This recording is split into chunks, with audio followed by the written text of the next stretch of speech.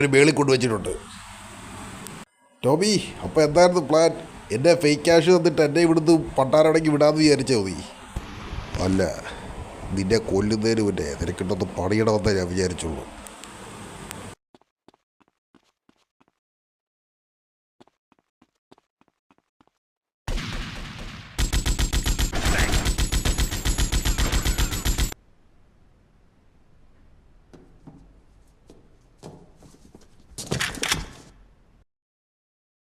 ടോമി, ടോമി എല്ലാം കഴിഞ്ഞോ? പണ്ടാരം, എൻ്റെ ബോധം പോയി.